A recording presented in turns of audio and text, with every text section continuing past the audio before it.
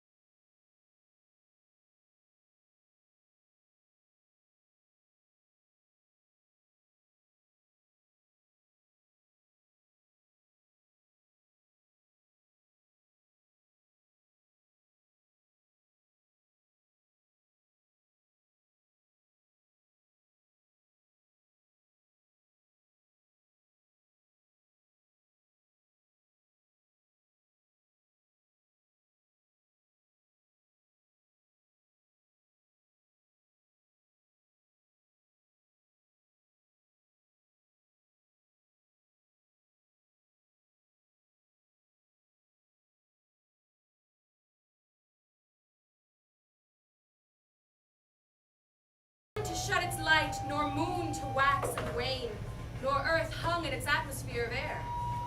There was water in dry land, there was no discernible shoreline, no way to walk on the one or swim and sail in the other. There was neither reason nor order until at last a god sparked, glowed and shone like a beam of light to define the earth from the heavens and to separate water from hard ground. Once these distinctions were made, matter began to behave. The sky displayed its array of stars and their constellations, a twinkling template of order. The sea upon which they shone quickened with fish, and the woods and the meadows with game, and the air with twittering birds, each order of creature settling into itself. A paradise it would seem, except one thing was lacking: words. And so, man was born. He was born that he might talk. Some say the god perfected the world, creating of his divine substance the race of humans. Others maintain that we come from the natural order of things. But one way or another, people came, erect, standing tall, with our faces set not to gaze down at the dirt beneath our feet, but upwards to the sky in pride. Or perhaps nostalgia. What would you do with all the money in the world? What a question. You know what I do? Would you want to know what I do? No, I'd never do laundry again. that's it? That's the big dream? Among other things. Do you want to hear another story? About rich people? Yes. Always. There was a certain king named Midas, net worth 100 billion.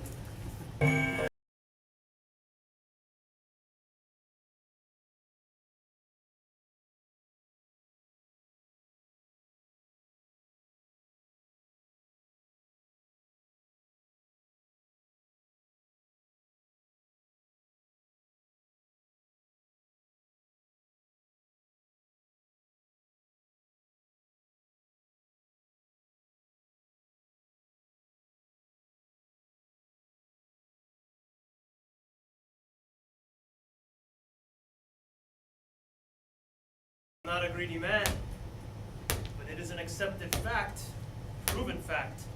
Money's a good thing. A thing to be longed for. A necessary thing. And my God, I have a lot of it. Wasn't always this way with me. The boats, the houses by the sea, summer cottages, winter palaces, the exotic furnishings, the soft clothes, the food, and money. Stop that now. Still now, Daddy's talking. Excuse me. The outrageous food, 200-year-old wine. No. Wasn't always like this. I was born poor and I worked hard all my life. Still do, mind you. My father was a minor manufacturer in somewhere. But I was born with a head for business. And it's always been as though everything I touched has turned to gold.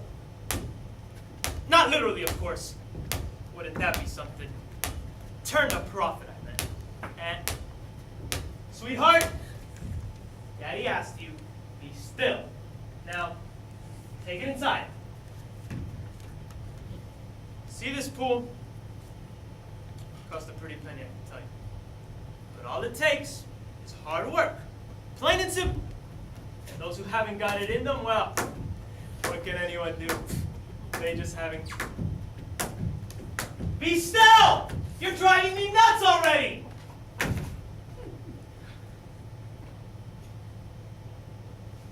But you know, I never forget that I do it all for my... Let's see, it's all for my,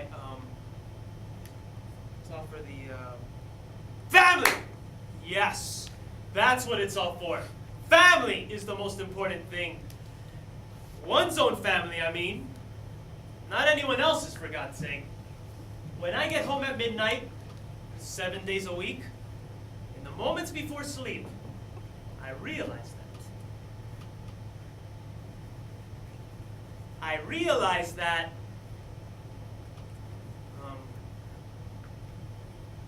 Oh yes, family is what really matters. Sir, Yes, what is it? this man's been making trouble in the town. We believe he's a vagrant, sir, of the worst, most drunken kind. Hello, King. What should we do? Nice place. Execute him? No need, no need. In my day, I've certainly been 3 sheets to the wind. What the hell are you talking about, King? I'm all rummed up. Even last week at the feast. Let me tell you something. You know what? No, what? Let me tell you. Yes? Let me tell you something. Yes? All right. I've been all over the world. Oh, have you? Yes, I'm lost now, but I have been all over the place. How very fascinating. If you'll excuse me. You're listening? Well, let me tell you. There is a country beyond this one. Very interesting, but if you'll excuse me. No, listen. I strayed from the crowd, and I'm lost now. But there is a country. Africa. Further. Asia. No, further. Over the ocean. I've been there. Oh. King, I tell you, it's like a dream. A dream! I am telling you that in this place, the people, they see each other. They live in this place without a desire of any kind. And so time, there is no time. Just the blue sky above, and they got the pretty moon at night, and they got the meadows under Well, their feet. With Thank you.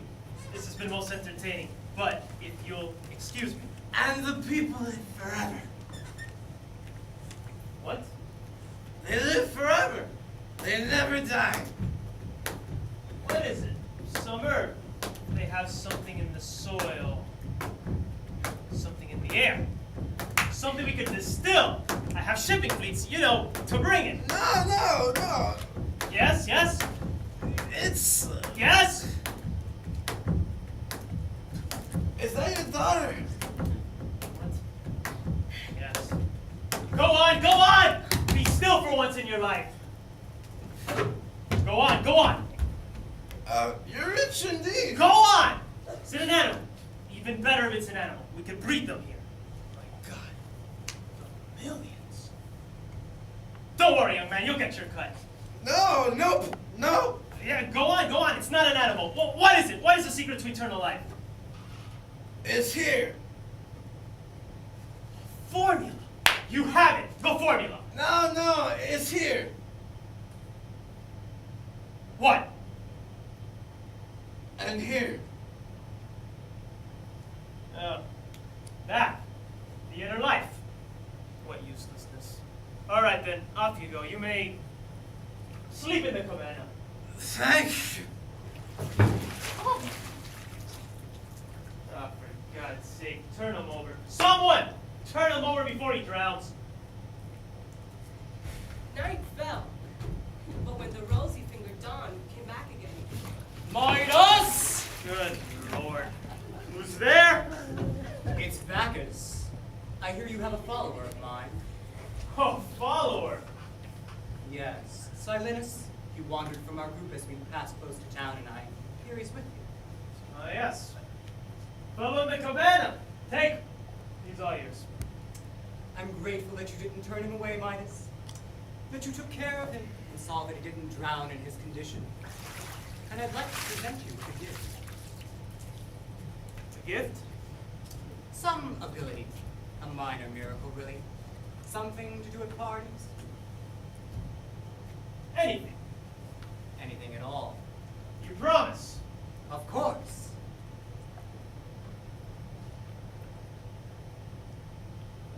Then grant me that anything I touch, everything I put my hand to, will turn to solid gold. That's a really bad idea. What do you mean it's a bad idea? It's a brilliant idea. Think about it, Midas. Oh, you think about it. You gave your oath, for God's sake. Follow through. All right, then. and from that moment on, everything he touched turned to solid gold. Wait a minute. Let me think where to begin.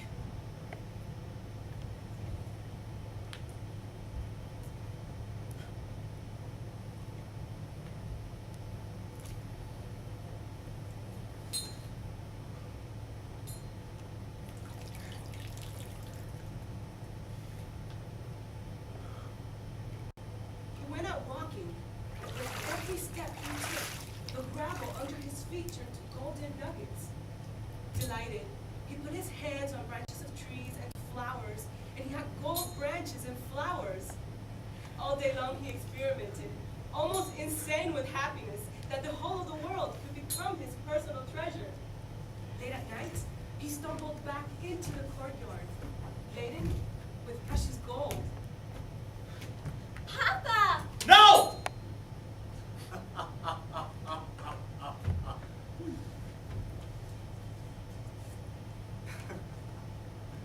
Take it away. Bacchus, take it away. I can't. No, you can, you must. Take it away now. I'm sorry. No, take it away now. There is one way, Midas. What? What is it? Walk as far as the ends of the earth.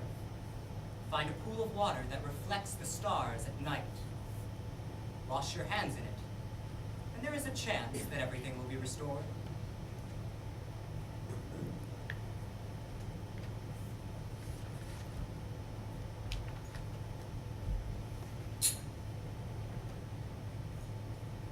Was that too sad for you? A little. All right then. Here's another.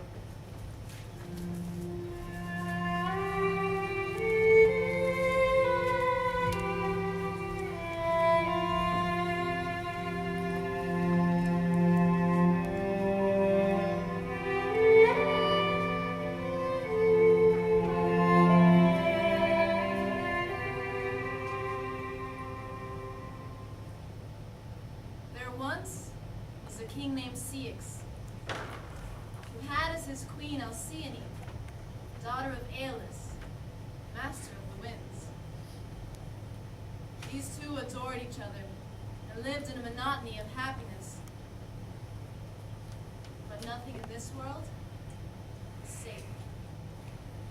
It isn't true. It is. One day Alcyone had heard that Ceyx had ordered a ship to be made ready for a sea voyage to visit a far-off oracle. How can you leave me alone? I'll pine in your absence. Over land, it's a long and arduous trip, but I'd still prefer that to a voyage by sea, which I fear for my father's winds are wild and savage. You think as his son-in-law you may get some special treatment? Not so. Once they've escaped my father's cave, those winds are wild and beyond anyone's control. As a girl, I watched them come home exhausted and spent, and I learned to fear them then. Now I am petrified, surely, she said. If you die, my life is over, and I shall be cursed with every reluctant breath I draw. My love, I hate to choose between my journey and you, but how can I live this way? Stranded on shore? Afraid? Domesticated? Diminished? Kind of lapdog. Take me with you at least, and we can meet the storms together, which I fear much less than being left a widow. In 2 months' time, I'll be back. No, I fear you won't. I know you won't. In 2 months' time. For that short time, be brave and endure the trials of waiting. She was hardly consoled. She saw she could not hold out any longer in the face of his resolve. She allowed herself to be soothed and consented to his going.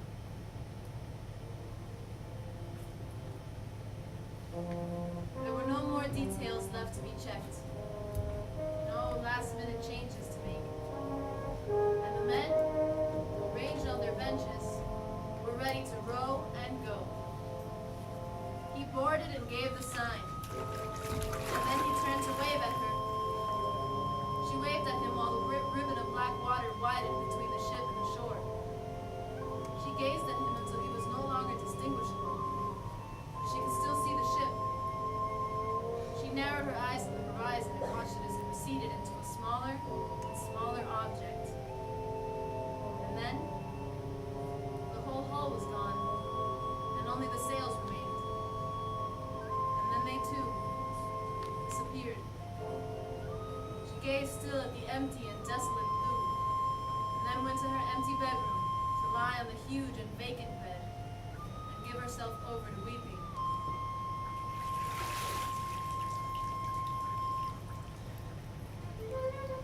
The vessel cleared the harbor and caught the freshening wind, which set the rigging to singing and slapping against the spars. I ordered the rowers to ship their oars, and the sailors to set the yards and make sail. Our ship ran before the wind.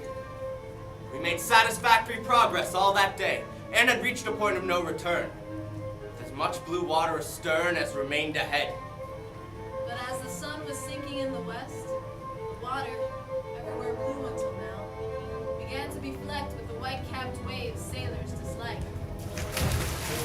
The weather was worse with every moment. The winds were on the loose. Reef the sails! Bail the water! Secure the spars! Poseidon and his henchmen had arrived. The rest was an enormous green catastrophe. He thinks in an oddly abstracted way that the waves are lions crazed with hunter's wounds, or that the ship is a besieged town attacked by a horde of madmen. One would think that the heavens were crazed with lust to join the turbulent sea, which returned their bizarre passion and tried to rise up and embrace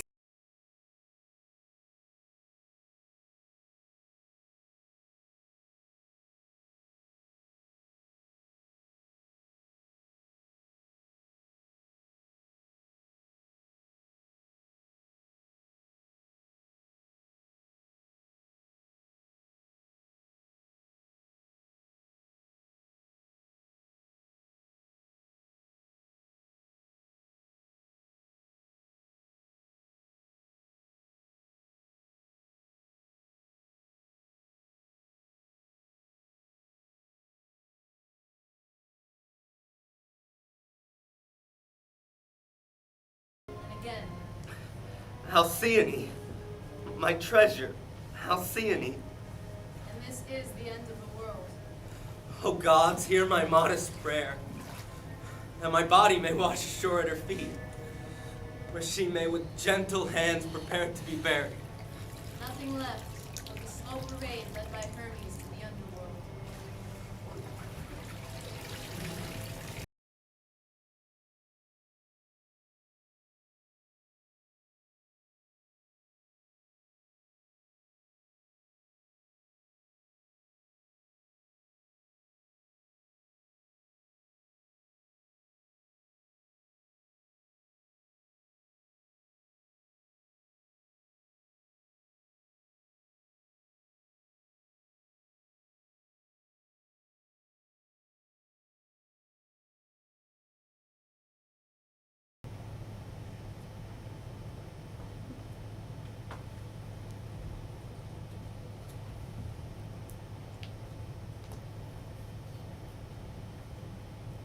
One, 2, 3, 4, 15, 16, 17, 18, 98, 99, 100.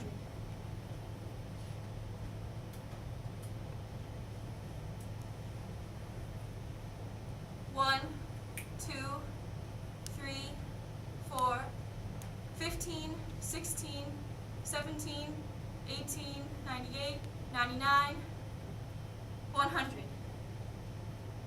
Look at her, Iris. She's moved her vigil down to the shore, and now she's sleeping there.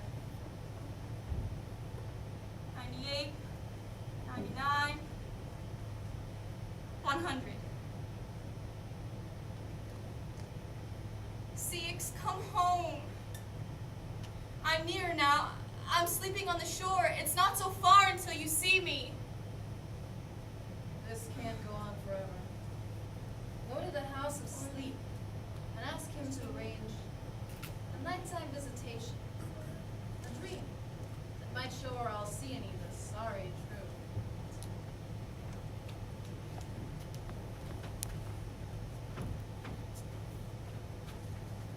Far off, in remotest Campania, beyond where the Cimmerians dwell in their gloomy caves, lies a deeper and even darker grotto, the home of sleep. In this place the sun never can, even at midday, penetrate with the faintest beams. In that cloudy twilight, no rooster dares disturb the silence with his rude crowing. No dog or nervous goose gives voice to challenge the passing stranger. Not even branches sigh in occasional passing breezes. An almost total silence fills the air. The heart of an almost painted stillness. In a huge darkened chamber, the god himself relaxes, drifting in languor. Around him, the fragments of ill-assorted dreams hover over the floor in grand profusion. Like leaves, the trees have let go to float and fall through their currents of air to their gorgeous billows below. Hello? Into this strange and breathless place. Iris, the rainbow intrudes. Oh, somnolent one. Somnolent one, wake up.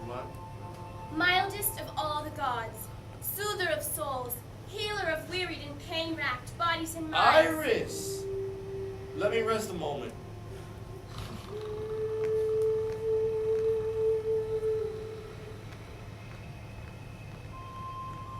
Iris! What do you want? Devise, if you can, some form to resemble King Ceyx, and send it down in a dream to his wife, the Queen Alcyone.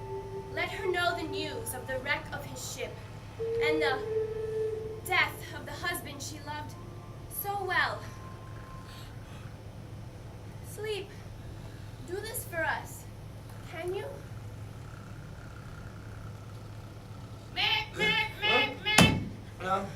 Farewell. Morpheus! Morpheus! Come and change your shape to that of King Ceyx. Go to his wife. Go to her and tell her he is dead. That's good. That's very good. Now go.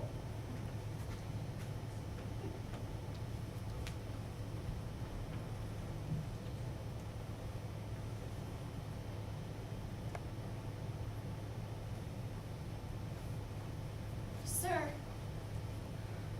you seem like a seafaring man. Can you tell me, where is my husband Ceyx? Have you seen him on the sea? When is he coming home? His ship is strong and unmistakable. Have you seen him, sir? Do you not know me? Has death undone me so? No. Look at me. I charge you, look at me. No, I won't. Look at me and know your husband's ghost. For your prayers have done no good. I am gone, beyond all hope and help forever. Go away! I am not some bearer of tales, but the man himself to whom it happened. Look at me, my little bird.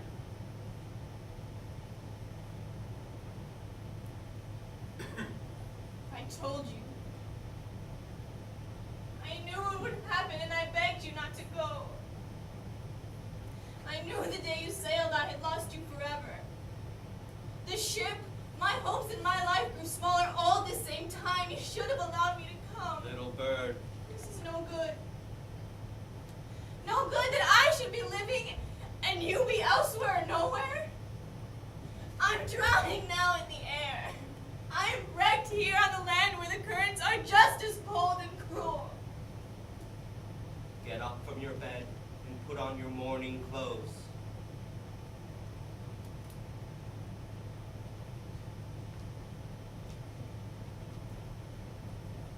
Wait for me. Come back. Where are you going? Wait and I'll go with you as wives are supposed to go with their husbands. Lucina! Lucina, bring me a lantern! Ceyx! Come back! Where are you? Come back! He was here. Where is he? Where is he? All that night, she searched along the shore for her drowned, dreamed husband. But she found nothing, not even footprints, only wave after wave of black water. When morning came, she narrowed her eyes to the horizon and remembered how she had looked on that other day. She remembered his last kiss, the way he turned to the ship, could not bear it, and turned again to her.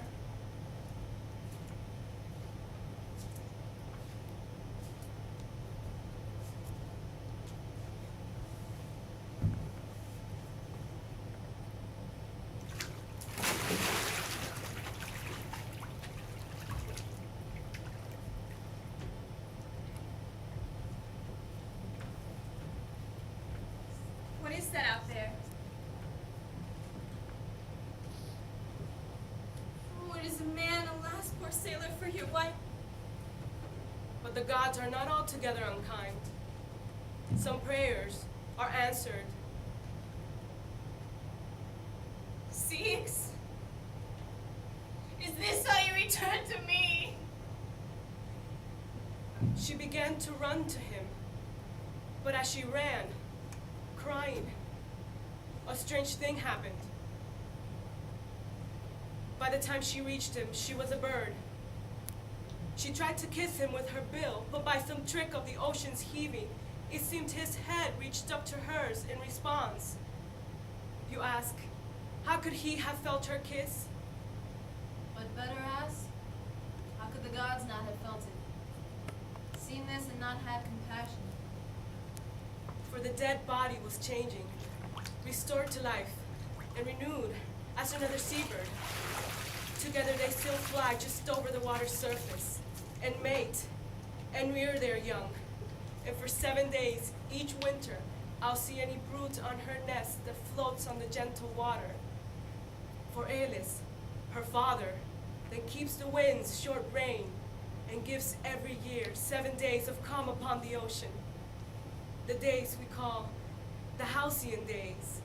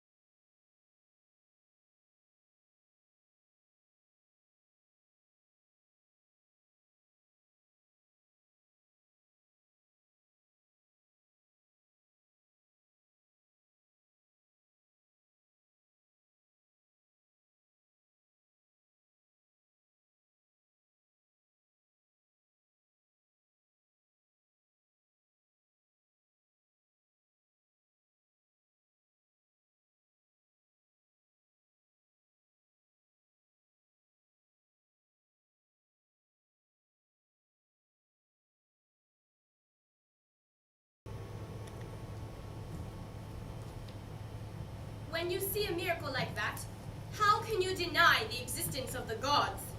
Believe it or not, there are some that do. There was a man called Ersikthon who scorned the gods and declined to sacrifice on their altar or do them honor. Nothing was sacred to him. He only looked for the usefulness of things. One day he found himself in a grove sacred to Ceres. Cut it down. Sir, that tree is centuries old. We need wood. Cut it down. Sir, this is a sacred grove, and this is a tree beloved by Ceres. It's only a tree that the goddess likes. Let's say it was the goddess's sale. I'd cut it down just the same. Sir, please. Get off me, you past son of a bitch! And he tore the tree down. Sir! Who's that? I am the tree itself speaking! My pangs of death are eased by one thing. And what might that be? That you will never get away with this. Oh, now I'm really frightened. But the goddess Ceres heard the cry of her tree, and her mind immediately began to move upon the torments that she might inflict. Oread! Yes? There is a place in far-off Scythia. Nothing grows there, no grass, no wheat, no trees. There you will find huddled together cold, fear, and gaunt hunger. Tell hunger I command her to visit this brute and establish a home for herself in his belly. I give him to her as a toy. I will. I would go myself, but it is forbidden for hunger and I ever to meet. Oread flew off to the Caucasus, a bleak and nightmarish region. There, in a field of stones, crouched Hunger, pulling from between the rocks with her teeth and filthy fingernails some tiny bits of moss. Her hair hung down in lank and matted locks. Her eyes were sunken and circled. Her lips were slack and cracked.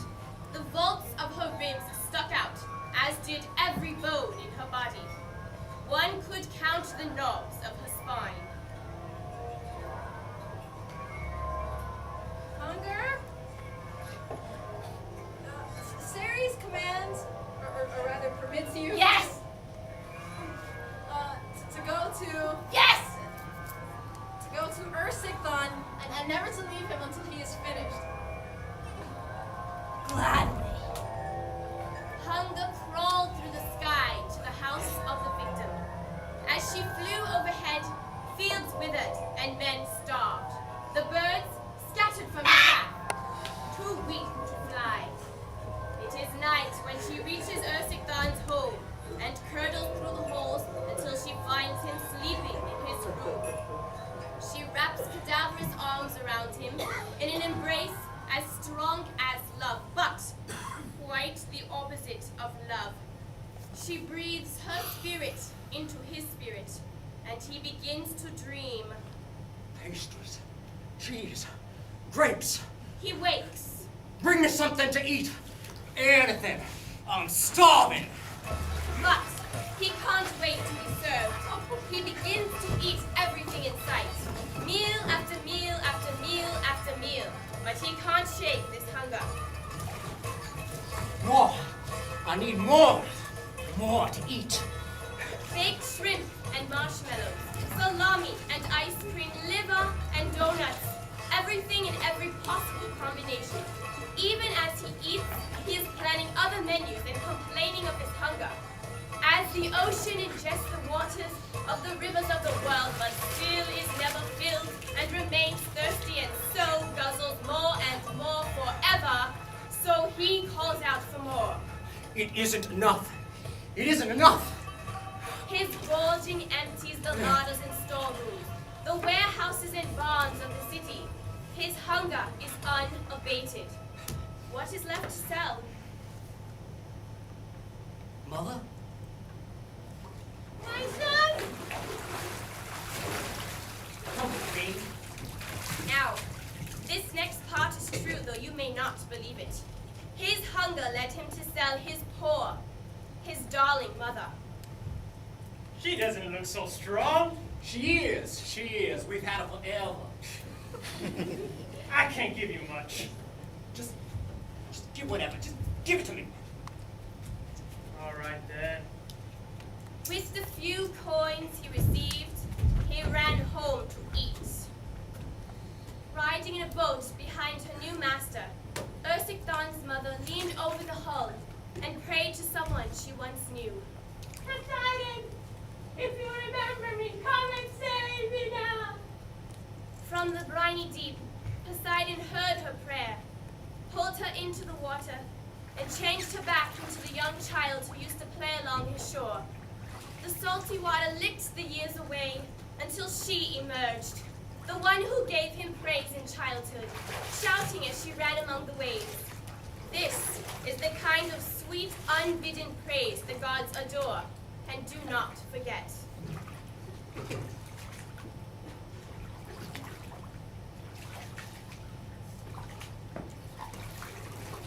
Hey! Hey, you little girl, listen up.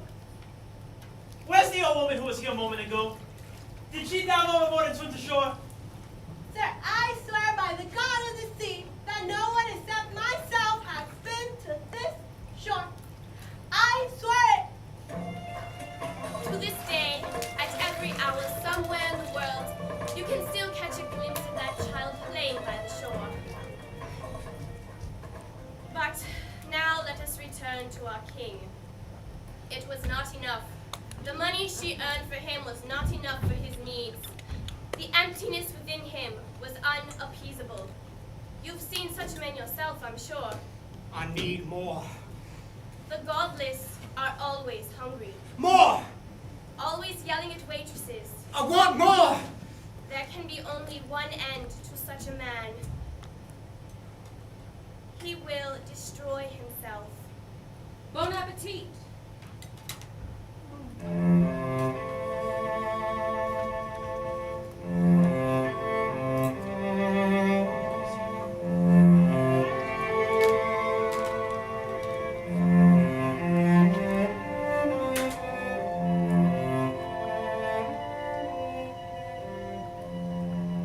You've heard of Orpheus, the greatest musician of all time, and his bride, Eurydice. His was the unluckiest of wedding days. Bum, bum, ba, bum, bum, bum, bum, bum, bum, ba, bum, bum, ba, bum, ba, bum, ba, bum. Orpheus and Eurydice. Number 1, Ovid AD 8. Orpheus, the widower bridegroom, mourned her in the upper world, but his grief was limitless. Inconsolable, desperate, he left the warmth and sweetness of our air. He dared descend the river Styx and crossed it to the underworld. Through Through that dim domain, with all its shimmering buried ghosts, he passed, until at last he arrived at its melancholy heart and found its king lying with Persephone. He knelt down before them, drowning in his grief.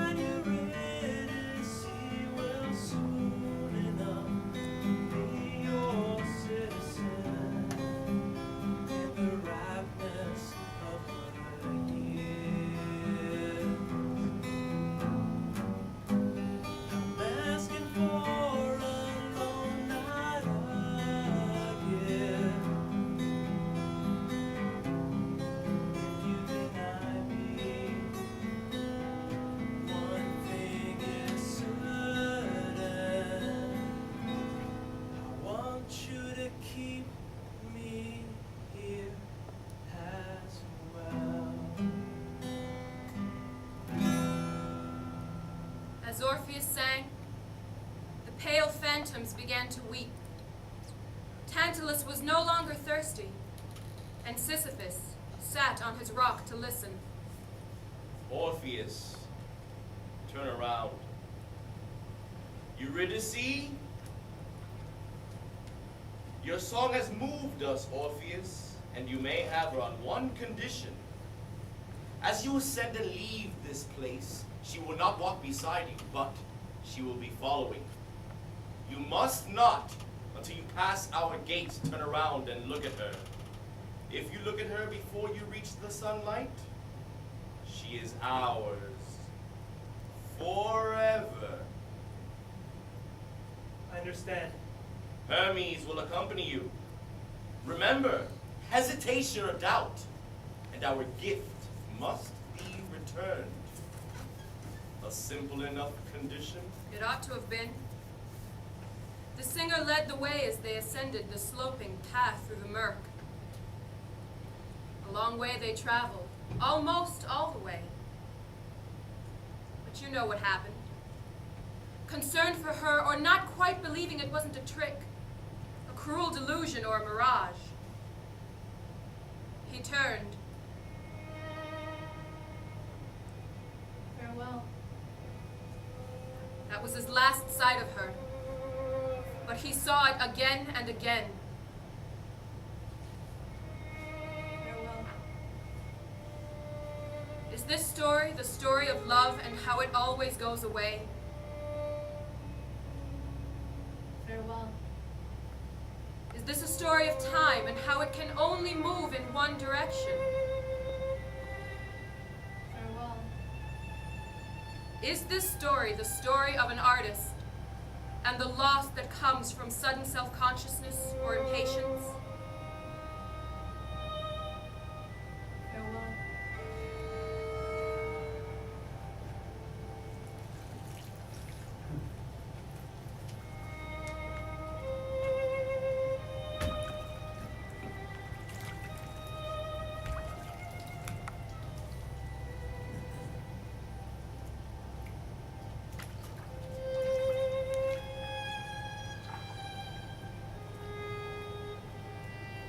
Orpheus and Eurydice, number 2, Rainer Maria Rilke, AD 1908.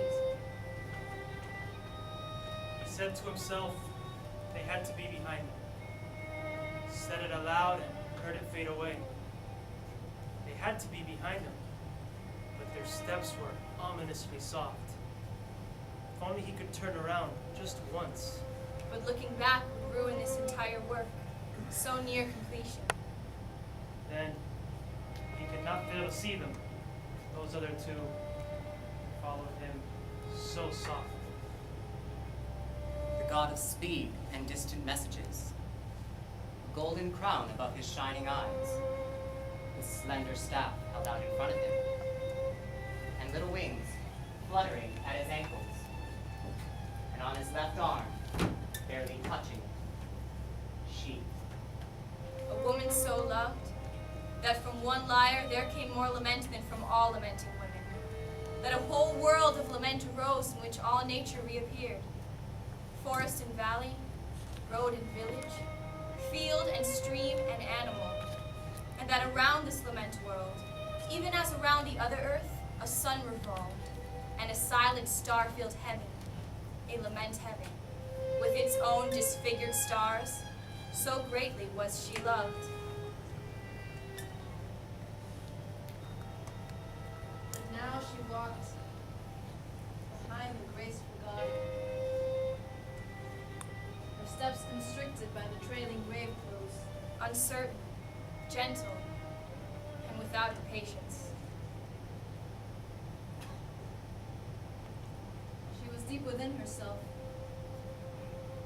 like a woman heavy with child,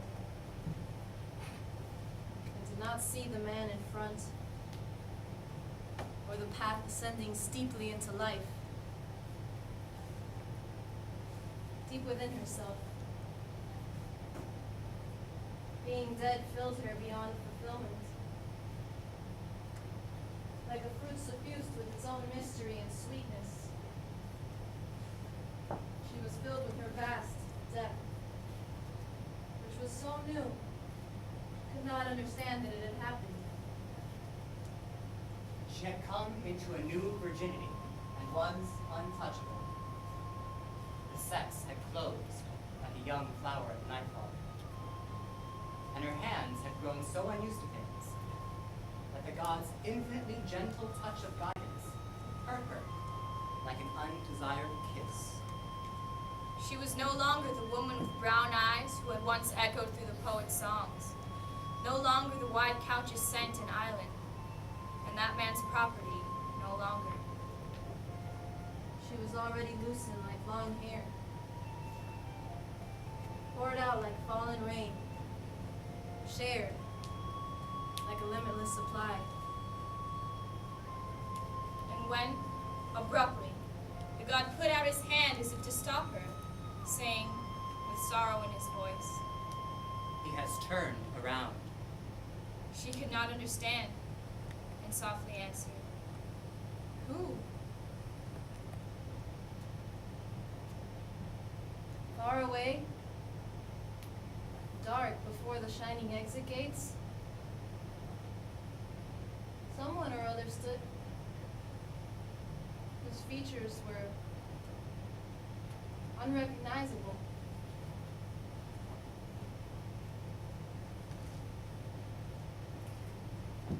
He stood and saw how on the strip of road among the meadows, with a mournful look, the god of messages silently turned to follow the small figure, already walking back along the path, her steps constricted by the trailing grave clothes.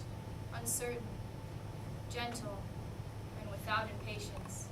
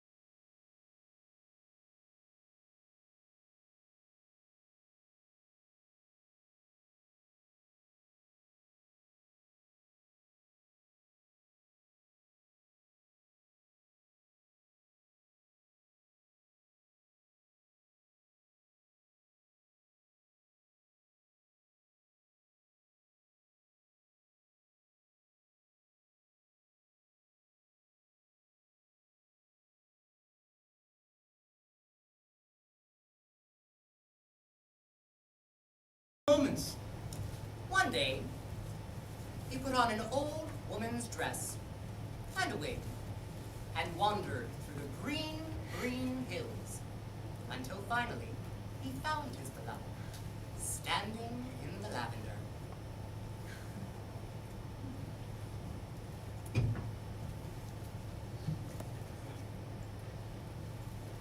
Lovely. Truly lovely. But you, miss, are lovelier still. Just look at that, would you? And think how that tree and vine complement each other, complete each other. Separate, they're not much, but together, they're splendid. There's a lesson in that, my dear, one that you might consider. The way you've been keeping to yourself is no good. It's a sad violation of nature, as well as a waste. A lover is what you need to make you complete as a woman. You'd have many choices, I think, as many as Helen. But there is one in particular I would recommend, Vertumnus. I know him as well as I know myself, and I warrant, I guarantee, that his eyes are for you alone. Consider, he's young, attractive, healthy, and strong. You two share the same taste, for he likes trees and gardens almost as much as you do. Besides, he's fun and likes to take on various disguises. It's a game he likes to play. Believe me, you may take these words that I speak as if they were coming from his own mouth. None of this was working. Listen, aren't you afraid of offending Aphrodite? Don't you know the story? What story?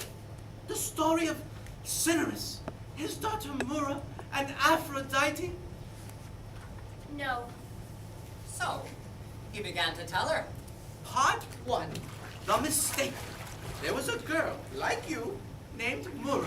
She too ignored Aphrodite. She wouldn't fall in love.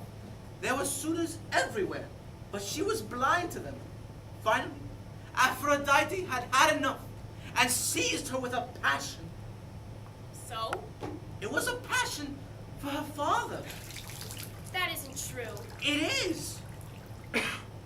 You can shut yourself in a room, bolt the door, but love will come through the window. Draw the curtains, lock the casement, but love will seep through the walls. Never think that you can be safe from love. She struggled hard against her passion. Oh God, I pray you keep off this wickedness. Make me a daughter to my parents. Even to think what I am thinking is a crime. Or is it a crime? Who would condemn such love as crime? The animals I have seen will do as they desire.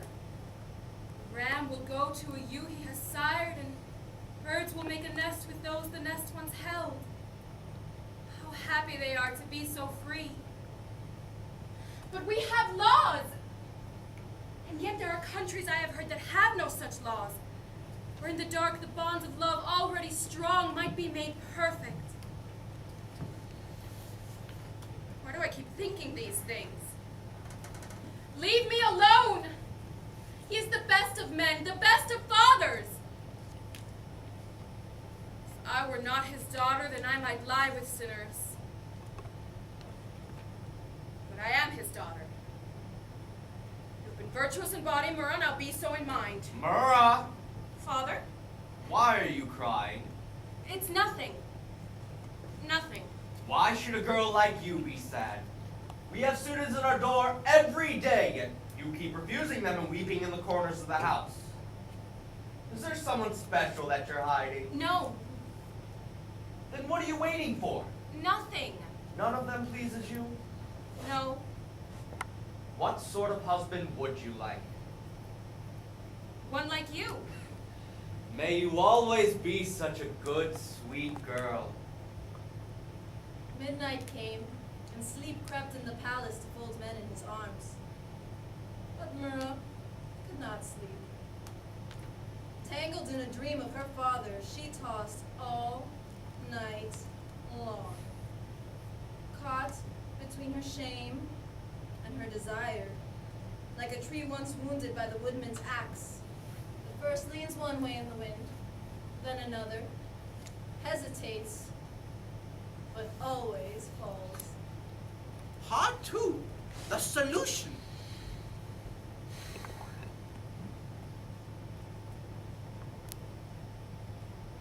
Mira! What are you doing? My child, what are you doing? Leave me alone, nurse. What is it? I'll help you whatever it is. The old are not altogether helpless. Has someone bewitched you? The spells may be broken, or have you crossed some god? Still, you may look to appease by sacrifices or prayers, even the heavens' anger. What else can it be? Your mother and father are well. I know. It is love. It must be love, but I can help you. Whatever it is, whatever you want, I swear by the gods to help you. Only tell me, your father will never know. Stop it! But why? Go away or stop it! Stop asking why I grieve. Is a crime the thing you are trying to learn? Crime. This went on and on, but the old nurse would not give up. Oh, mother. Mother, happy in your husband. What does your mother have to do with it? Oh, child. Whisper in my ear and tell me I am wrong. What? I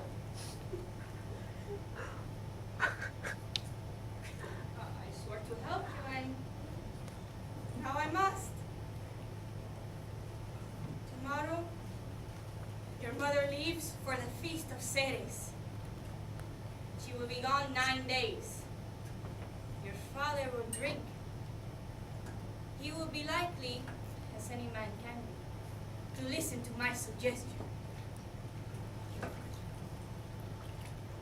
That a pretty girl adores you, loves you, and wants to visit your bedroom. Can't she? She's attractive. Yes! And young. How young? Your daughter's age? All right then. There's only one condition. She's very shy and is afraid for you to see her. How charming. Part 3, the corridor. In the small hours of the night, when all was still in the palace, when the moon had fled from the sky and the stars were concealing themselves in a shroud of cloud, she set out for her father's apartment.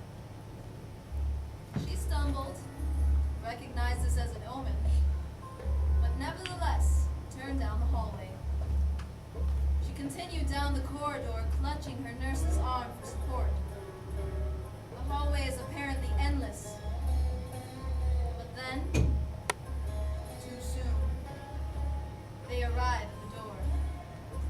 Your girl is here. Part 4, unnameable.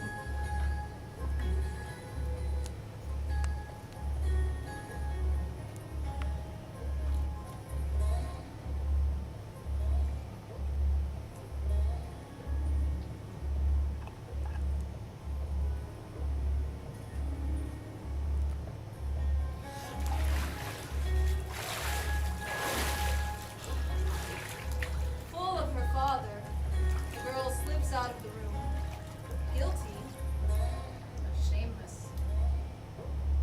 There's nothing to fear or hope for now. The next night, she returns. Because twice is no worse than once.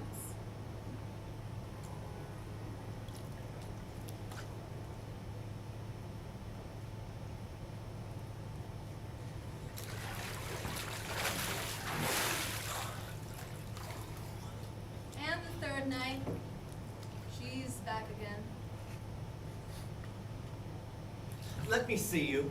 No. I want to see you. No. Let me see you.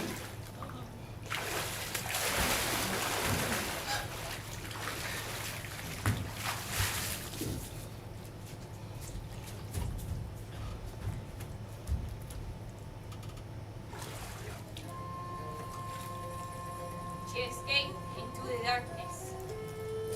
Out of the room, the house, the city, into remote and exotic lands, even as far as the Arab wilderness. Oh, gods. I pray you change me. Make me something else. Transform me entirely. Let me step out of my own heart. Someone must have heard her prayer, for she did change. Some say she changed into a tree. Some say she gave birth to a boy called Adonis. Others contend she dissolved into tears. And this last, it's not a mere expression, some rhetorical turn of poetic and hyperbolic trope, but simply the unadorned, terrible truth. She stepped into a shimmering stream and began to dissolve. Her body melted.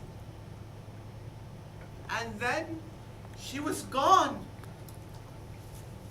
This story got vertumnus nowhere. Why are you wearing that ridiculous wig? I don't know. I don't know. Take it off. And take off that idiotic dress. I'm embarrassed. Take it off. When the god finally revealed himself just as he was, much to his surprise, he found he had no need of words. Little Pomona was happy with what she saw, unadorned and undisguised. Soon enough, the vine was clinging to the tree.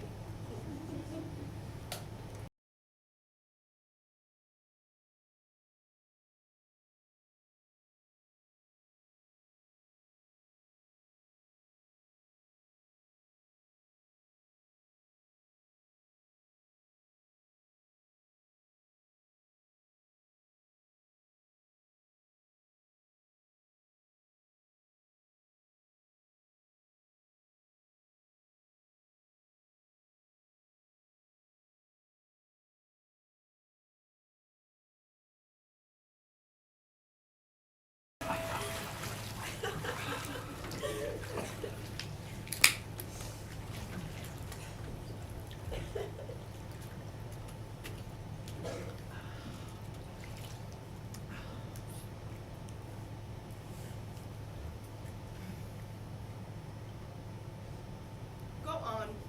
Well, my parents were separated when I was really little, before I was even born. It was sort of a one-night sort of thing, except it was in the day, in a meadow, where my mother went to watch my father pass by every day. Oh. Anyway, I always knew who he was, and I would see him pass by every day, of course, who doesn't? But I never knew him, and he was never really around. I mean, not around. Where better might we find a more precise illustration of the dangers of premature initiation than in this ancient tale of alternating parental indulgence and neglect? I went to an expensive school, and there were a lot of boys there who were, you know, sons of the rich and famous. And one day we're on the playground, and this one kid, Epiphas, he goes to me, "So, Phaeton, blah, blah, who's your father? What does he do? Blah, blah, blah." So I tell him my father's the sun. And he says, "Tell me another one." And I'm like, "He's the sun. He's Phoebus Apollo." And he just basically trampled me. Just basically beat the shit out of me like I was lying. Neither his own opinion of himself, the regard for him, or lack of it in his peers, obviates the father's primitive role as initiating priest for the younger being. Now, it cannot be contested that the absence of this figure is, for the son, an almost irredeemable loss. So I go home and I say, "Mom, this happened, you know, at school." She gets all upset, crying and everything, because she still loves him, and it's an insult to her as well. And I'm like, Well, if it's true, how come there's no proof of it? It's unfair to us, that there's no proof. She gets more upset and she says, "Hear me, my child. In all his glory, your father looks down upon us. By his splendor, I swear to you that you are his truly begotten son. That fiery orb you see crossing the sky each day, whose heat enlivens and enables the world and orders the days and nights, is indeed your sire. Believe me, my darling, blah, blah, blah." When he matures beyond the customary Eden of the mother breast, the child seeks to individuate beyond its enfolding gate and turns to the new symbols of the paternal realm, thus beginning his spiritual passage from one sphere to the next. So she tells me to go over to the valley where my father goes to work every morning and just ask him to set things straight, to, do right by me. So I set out, and it's hot, and it's dusty, and it's a long way across Ethiopia. And I hitch part of the time, and part of the time I walk, and finally I get there. And the hill is steep. But this passage is never easy. At the door, my dad's secretaries, the hours, the day, and the centuries, but they recognize me and they say, "Go on in." And there he is, all shining and golden. He's so bright I can't even look at him. And you know what he says to me? He says, "My son, you are welcome. My son, you are welcome. Speak Phaeton to your father. Speak Phaeton to your father." You have no idea what this was to me. So I tell him everything, I just spill my guts. He listens to me. And then he says, "Let me grant you a favor. Let me grant you a favor. Whatever you ask shall be yours." Whatever you ask shall be yours. And he swears to it. The conventional exordium of the initiate, from latent to realized potential, is inevitably accompanied by a radical realignment of his emotional relationship with the imago of parental authority. Now, there's only one thing I want. It's obvious, right? I say, "Give me the keys to your car." Immediately he starts backpedaling, saying, "Oh, it's his job. It's my job. And no one else can do it. You can't do And it." that up in the sky there are the bull and the lion and the scorpion. There's a scorpion! Out to get me. And I say, "Give me the keys to your car. I want to drive it myself across the sky. It's my turn. You promised. I want to light the world today."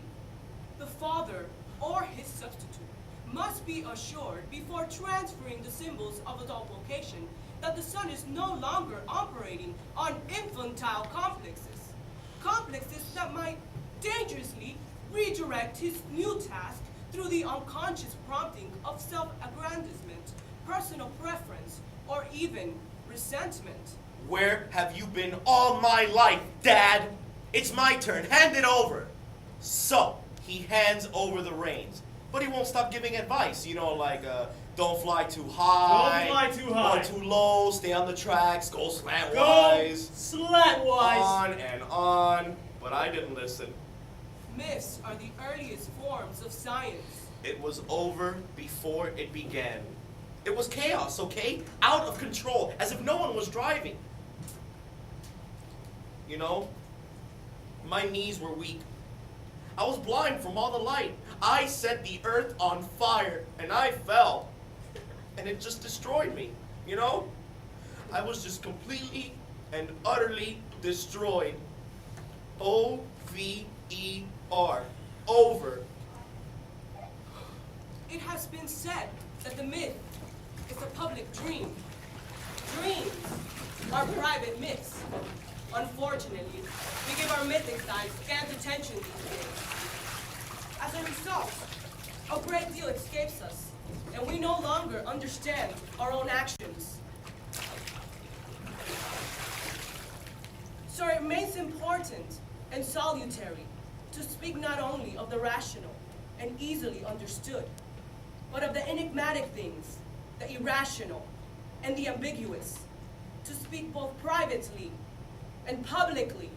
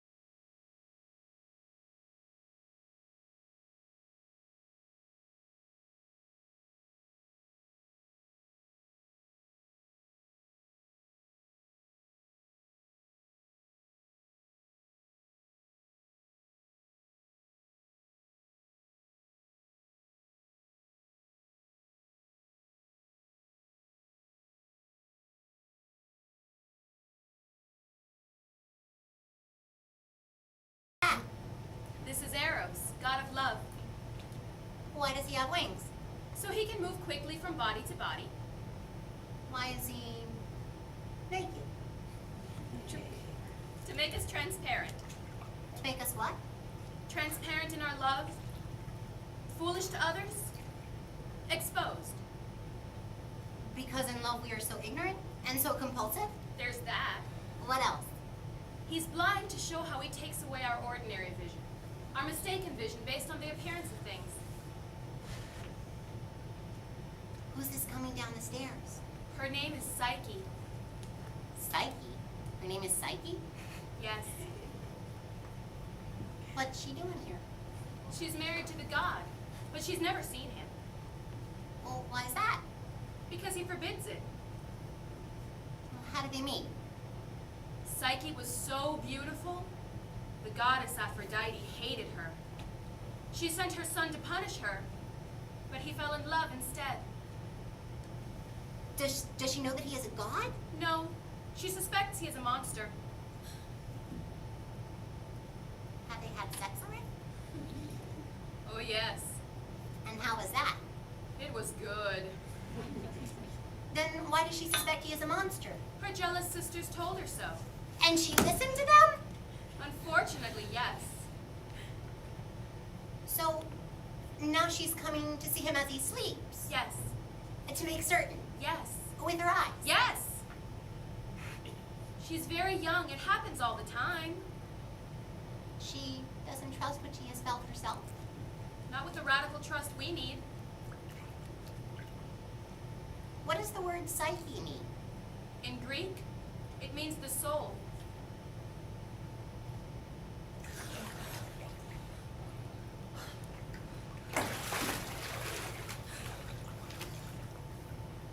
What's going to happen to her now? She's going to suffer. And? She's going to suffer. And? She's going to suffer. What does she have to do? She's given horrible, lonely tasks by Aphrodite, Such as? sorting thousands of seeds, one from the other. How did she manage? Some little insects help her, Like in fairy tales? like in all fairy tales. What else? She has to go down into the underworld and fetch various things. Wasn't she afraid? She was petrified, but she did it all the same. Wasn't it hopeless? It was hopeless, but she did it all the same. What did love do in the meantime? He healed his little wound. It hurt him so much when she looked at him like that. The wax from the candle fell on him and burnt him. How does it end? She finishes her tasks, and Zeus declares enough's enough. He overrides love's mother? Yes. And further, he gives Psyche a special potion, and she becomes immortal. And then he declares that their marriage will last forever. Does it? Of course. So, this story has a happy ending. It has a very happy ending. Almost none of these stories have completely happy endings. This one is different. Why is that? It's inevitable. The soul wanders in the dark until it finds love. And so wherever love goes, there we find our soul. It always happens? If we're lucky, and if we let ourselves be blind, Instead of watching out. instead of always watching out.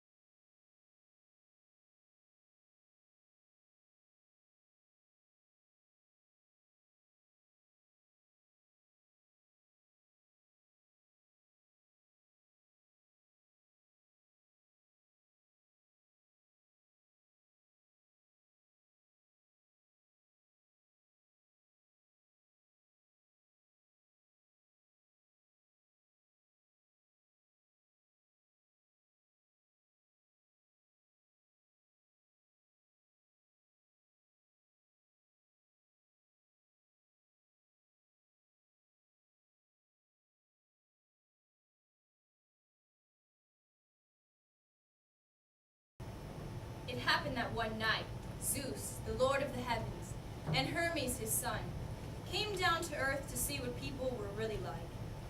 They disguised themselves as two old beggars, stinking and poor, ragged and filthy. They knocked on 1,000 doors. Hello? Do you have any spare? Get out of here! Get the hell out of here! I will cost my money! And 1,000 doors were slammed on them.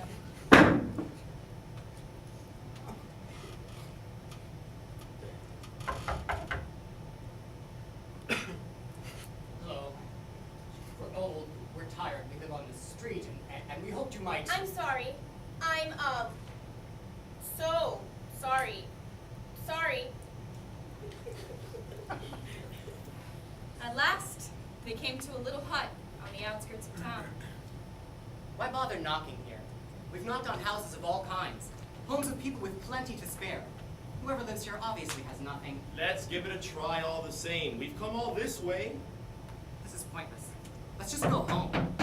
Oh, strangers! Philemon, there are guests at our door. Hello. We are strangers to these parts. We've lost our way. Bouncers, why are you standing there? We must bring our guests inside. Do you know us? Of course. You do? Yes. Then who are we? Why, you are children of God. Come in, come in. Satisfied that their disguises had not been seen through, the immortals lowered their heads and entered through the doors. No, don't sit on the floor. Sit on chairs, as quality people do. Philemon ran to get another chair. And Baucis fetched 2 pieces of cloth to pack them so the strangers might rest easily. She stirred the coals in the hearth and fanned the fire to cook them a meal. Philemon set out the embroidered cloth that they saved for feast days.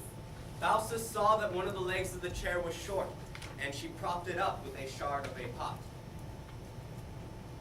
Philemon set out a plate of olives, green ones and black, and a saucer of cherry plums. There was cabbage and roasted eggs. For desserts, there were nuts, figs, dates, and plums. And a basket of ripe apples. Remember how apples smell? At last, with a show of modest pride, they brought out a bit of honeycomb for sweetness. Philemon poured wine from a bottle, but as he filled the glasses of the guests, he saw that the bottle remained full. And then they knew. Oh, mercy! Mercy! You are divine, and we've served you such a simple meal. Baucis, go and kill the goose. No, let it live. We are gods, and we thank you. You have done enough, more than your nasty neighbors thought to do.